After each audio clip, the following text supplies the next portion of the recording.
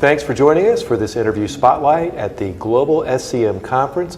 I'm Greg Thompson and joined by Jez Tougue. And Jez, you are working in a very interesting space right now because talking about the software and connectivity, and you're working with logistics software that's tied to the cloud. And tell me a little bit about what's happening in that space. Well, I think the cloud and software as a service and on-demand is becoming not only a way of doing business, it's starting to become, for a lot of organizations, business as usual. So everybody's familiar with the social media, social networks, all cloud-based. People are familiar with Salesforce.com and some of the other enterprise solutions, which again are all cloud-based. I guess what's new is the fact that logistics and supply chain is suddenly taking to cloud-based solutions as well. Transportation management solutions have been available for a while, but where we at Logistics Reply focus is on the warehouse. So having warehouse management systems, which have typically been the province of large tier one organizations who could afford significant investment, that cloud-based deployment model enables smaller and medium-sized enterprises to be able to use this technology, to access this technology, A, in a cost-effective manner, and B, in a speedy manner. So I think that's pretty new and exciting. And you mentioned speed, and I can imagine that velocity is one of those buzzwords that's out there in logistics right now. And for smaller, mid-sized organizations to have the computing power or the capability or the accessibility to a solution like you guys are providing through the cloud has got to really be very advantageous throughout the supply chain.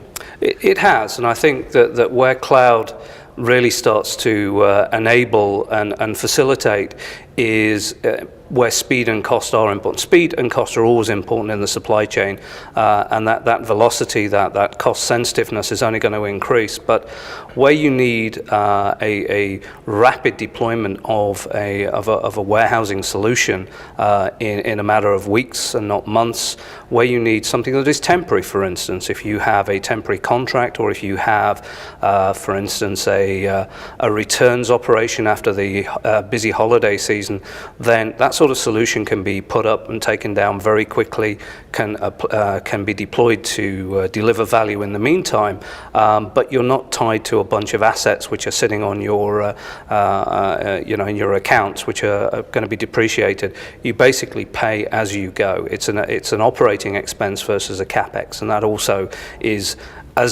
of as much interest as is the speed. Absolutely. Now, what do you see coming in the pipeline? What's in the future of these software solutions? And there's always something new out there. I mean, sure. What do you see on the horizon? I think we've taken a warehouse-centric view of the supply chain, but the platform that we've developed, which supports the warehouse management system, is capable of being extended throughout the supply chain. So the focus of Logistics Reply is on supply chain execution. The great thing about the internet is it's the mother of all networks. People have been talking about network, about collaboration for many years. I think what is happening with cloud-based technology is that it democratizes that kind of solution. So, as well as the warehouse, you can build out into things like supply chain collaboration, supply chain replenishment.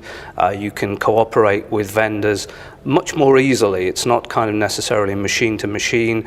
It enables you to bring even your smaller suppliers in. It enables transportation portals. It enables advanced shipping notifications.